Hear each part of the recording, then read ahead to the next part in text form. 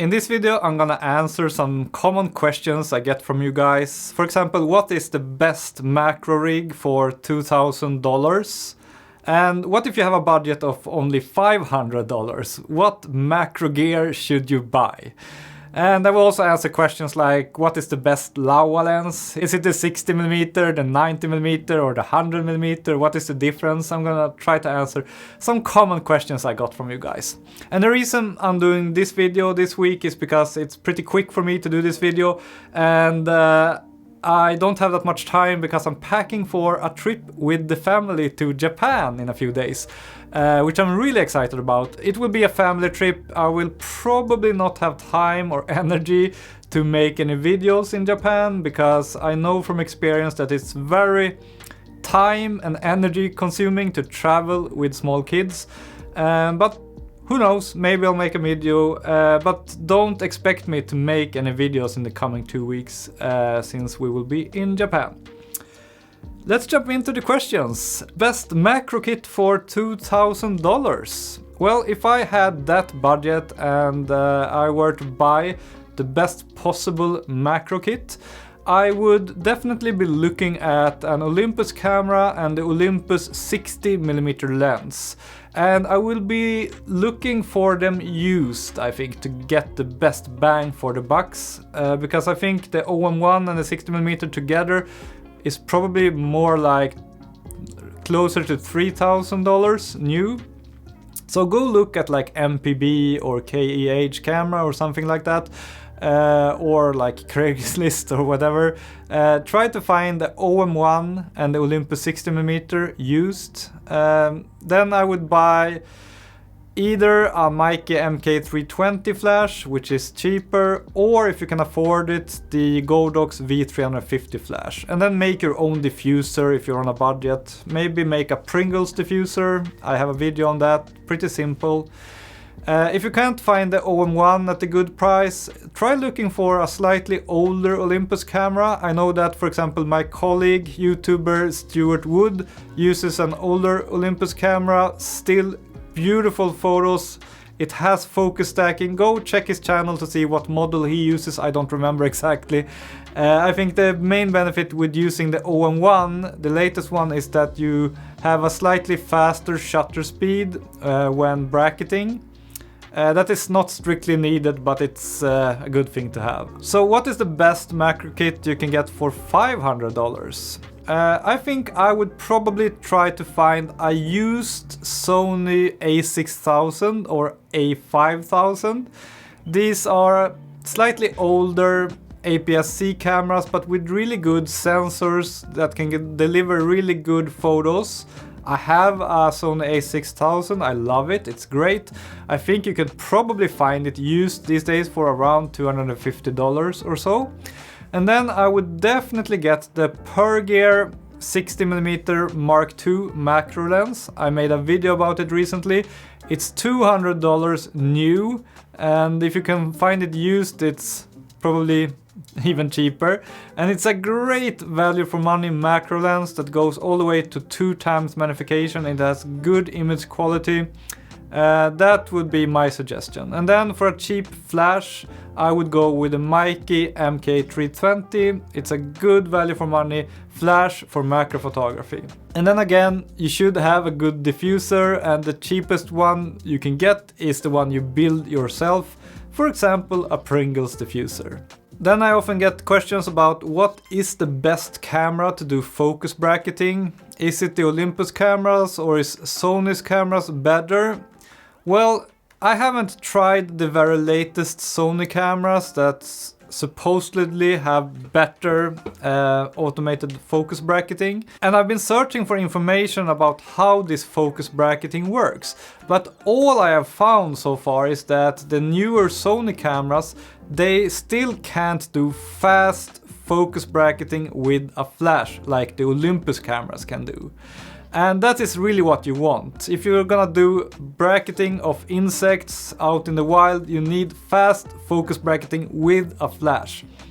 And please correct me if I'm wrong, but I don't think the latest Sony cameras, like the A6700, can do several flash shots per second while bracketing. If you have this camera and have tried it and if it works, please tell me.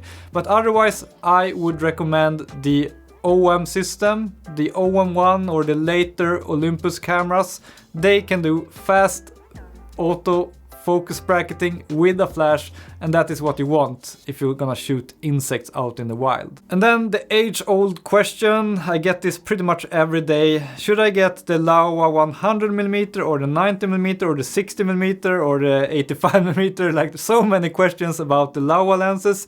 And I know that it can be confusing because most of them have similar specifications.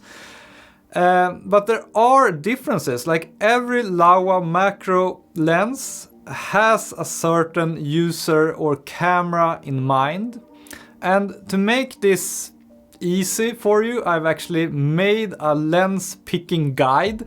Go to this URL in your browser, answer like 4 or 5 questions, and you will get my recommendation on what Laowa lens that you should buy. It depends on your camera, like, do you have an APS-C or a full frame camera?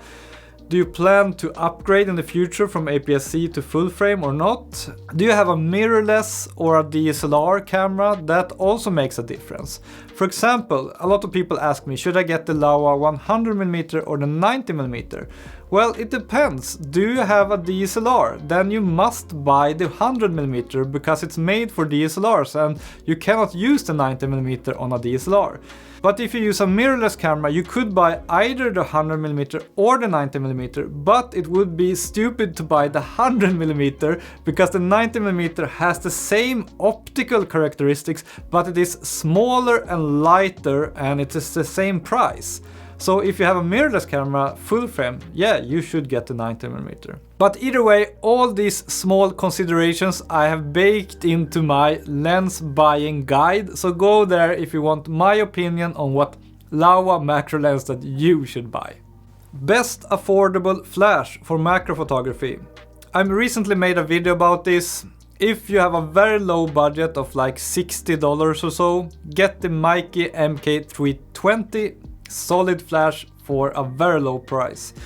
If you want the best flash possible that money can buy, that is still small and lightweight, my recommendation and my go-to macro flash is the Godox V350. Please check my video about macro flashes, just search my name and macro flashes and you will get more details about these and why I recommend them. The Godox V350 is around $160, but it's really good. Then several people have asked me, is the Sigma 105mm good for macro? Yeah, it's a good lens in the sense that it is very sharp and good optically, and it also has autofocus, which is great. But I would never personally buy it for macro photography, and the simple reason is that it only goes to 1-time magnification.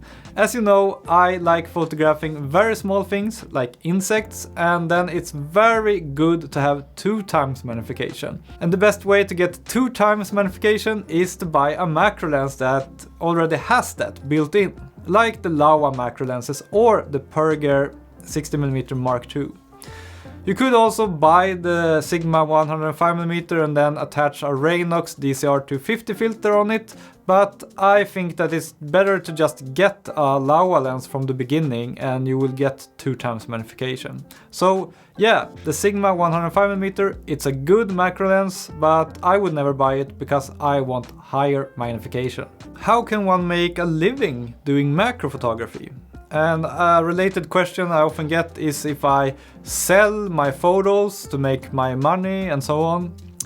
And unfortunately it is really hard to make a living doing macro photography. I think there are very few people in the world that do this.